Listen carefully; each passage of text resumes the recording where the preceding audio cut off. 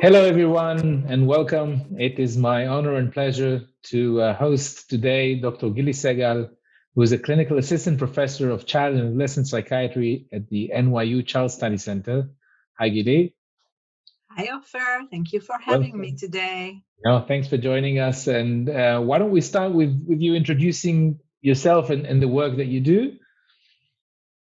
Sure. So, I'm a child and adolescent psychologist, originally from Israel, and now I'm a faculty at the NYU Child Study Center. And I am a part of the ASD service at the Child Study Center, working with children and their families who have all sorts of developmental conditions and autism spectrum disorder. Could I ask how you actually got into this? As a clinical psychologist, surely there are different kinds of populations you could find interest in. What got you into autism? Wow. It's a really good question because you are actually part of the answer. So I think that's something like 14 years ago. I had a really interesting interaction between my professional course and my personal life, in which someone who is very close to me was diagnosed with autism spectrum disorder. And it was pretty much at the same time where I had the chance to be your student, Ofer. I don't know if you remember, it was A such a while long ago. time ago.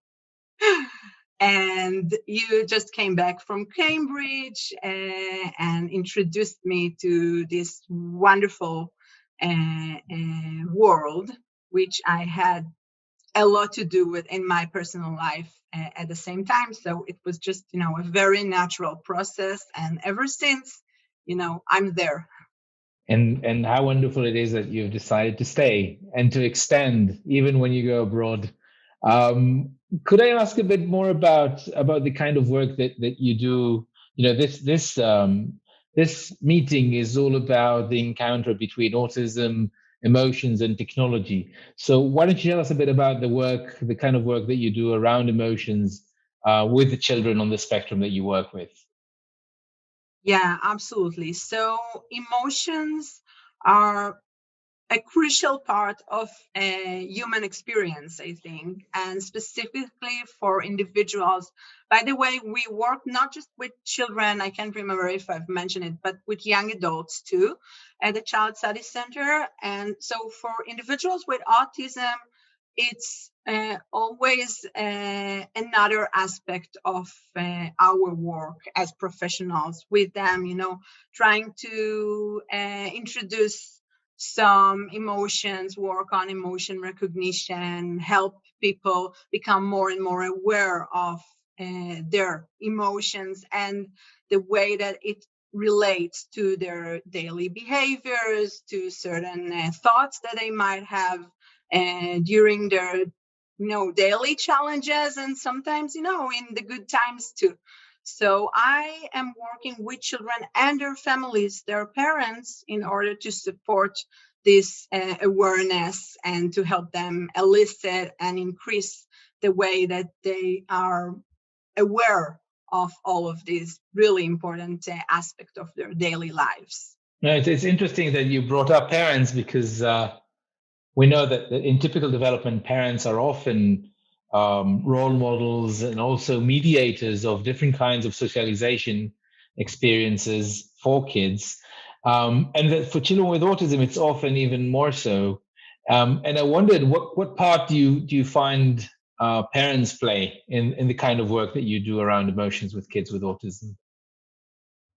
Well, of course, I think that the work with parents is a very crucial aspect of working with children and families, because you can definitely help the parent do this process, become more aware of their own emotions, of their children's experience, the emotional experience, but not just the emotional experience, and to better social coach their children about their children daily routines. It can be related to the way that they socially interact with other children, other peers their age, and it can be, about the way that they behave in the home environment, in the school environment. And actually, there's a very close connection between how parents can support and help their children, with their children's outcomes.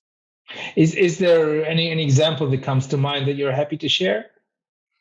Yeah, of course. Well, actually, this is a project that we were doing together in Israel, doing social skills groups for preschoolers with autism and their families, their parents, who served as their social coaches in this intervention. Was And what that Liz Logerson's Peers for Preschoolers?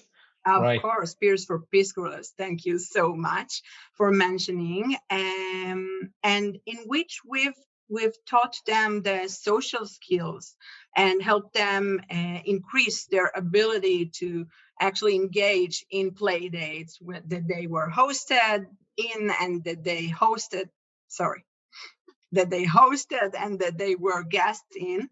And what we've found that was very, very interesting to realize is that helping the parents social coach their children also affected the parental stress, which decreased and also has an effect about parents' certainty about their children's mental states. That means that parents were actually feeling that they might understand a bit better their children and their emotional experience. So I think that's certainly worth to talk about a little bit more.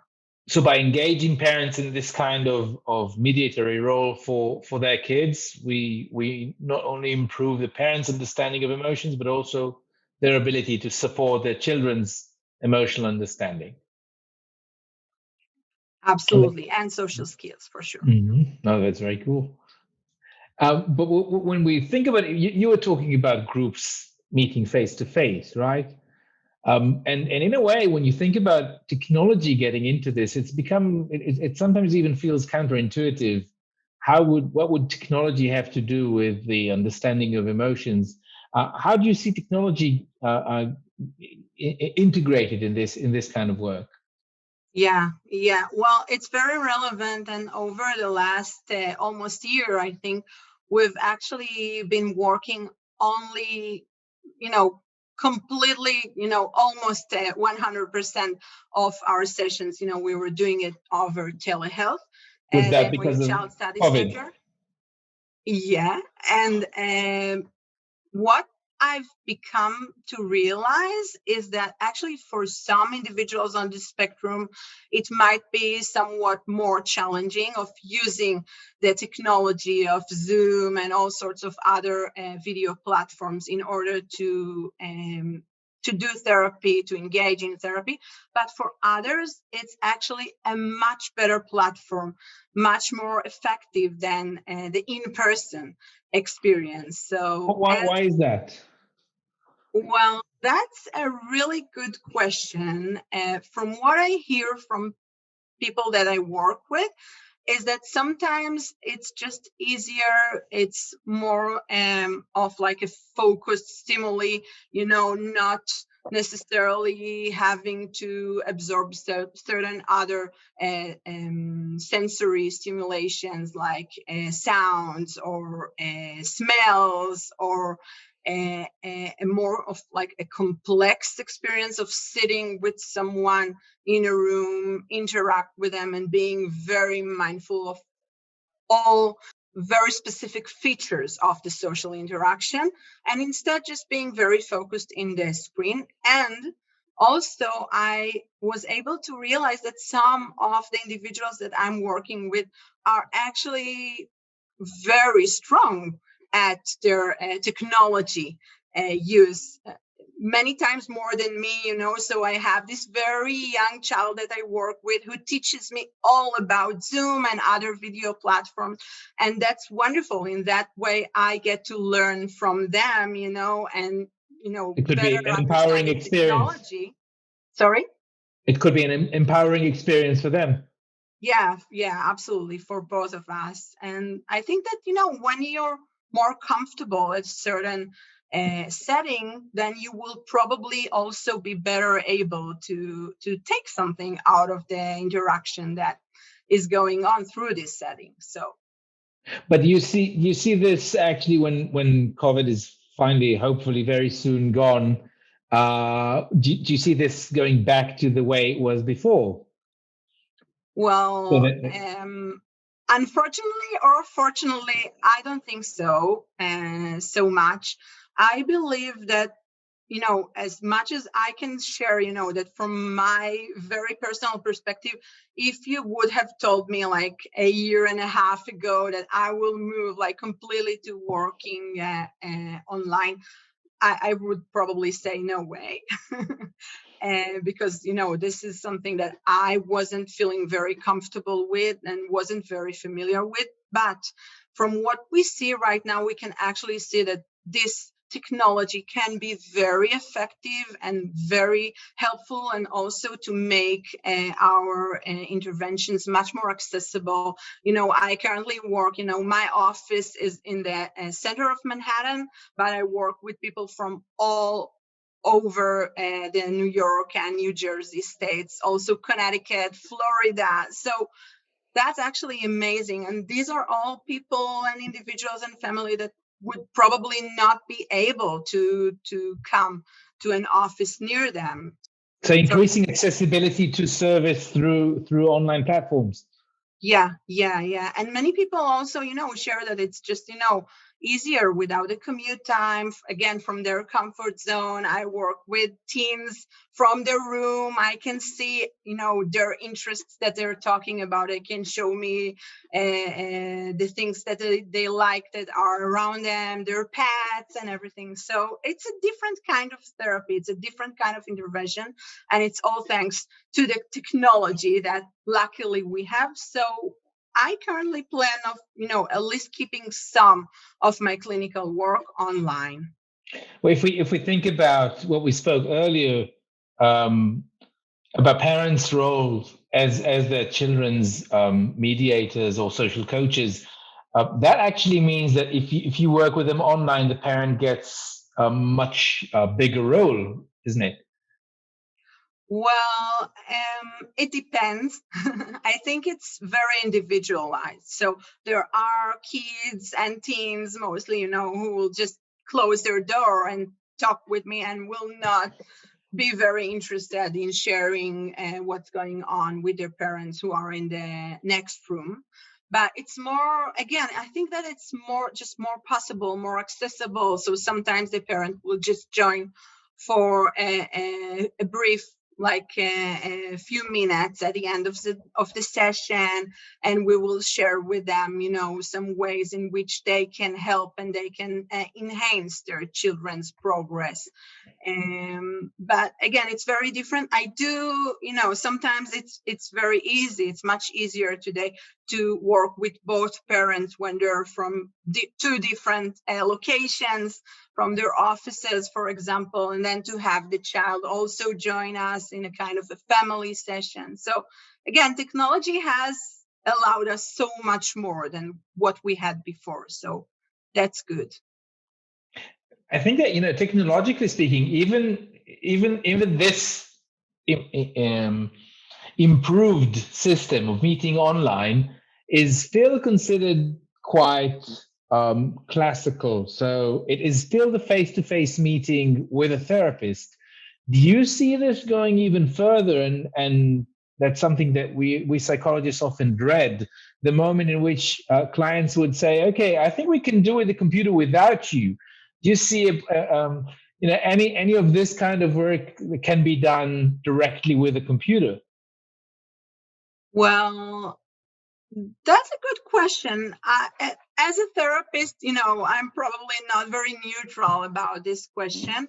I do think that, again, we really need the human assisted technologies. So if we, let's say, if we want to work over some sort of a program or some sort of platform online, then we will probably want to have to make the connection between what we're doing with the technology to our real life, which hopefully will be, will be back again more of like in-person life. So I think that actually we will want to have the human plus technology aspects of working together. What I have in mind, if you'd ask me, like in a perfect world, is to have some sort of a virtual reality aspect feature in these kind of interactions, because, I can tell for sure that for some children that I've evaluated through telehealth, when I did the extra mile, went to the office, invited them to the office with all of the precautions, of course, of masks and everything, I was able to see features of social interactions that I was not, able to become aware of in this video platform. So in a way, this interaction also allows us. This kind of interaction also allows us to mask some of the issues that we may be encountering when we meet face to face.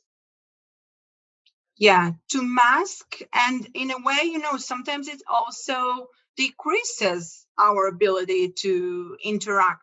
If we can't really, share our attention over another, I don't know, game or something that I might want to show you, right? So if I want to show you something really cool here on my phone, then it will not be possible. But this is something that we will probably be able to do if we're sitting at the same space. So yeah, so practicing joint attention may be tricky online, but absolutely, maybe and not eye so in contact a. for sure. Mm-hmm. But I guess, as you said, it's, for some people with autism, this is actually an advantage. It saves them some of the stress that is involved in face-to-face meetings. Yeah, absolutely. It's an advantage from one hand, as you were saying, and as I was saying earlier, but also, if we'd like to help them and to support them in practicing on these elements of social interactions for them to become more prepared, for their next in-person interaction, because, eventually we will need to function back in person school, in person get-togethers and everything. So it will be a bit more challenging, and maybe this is where we should definitely try to consider, combining technology and human interface. Integrate them. That's a fascinating direction. I look forward to talking to you in a year and see what happens. Thank you very much, Gili, for joining us. Thank you for having me. It's always a pleasure.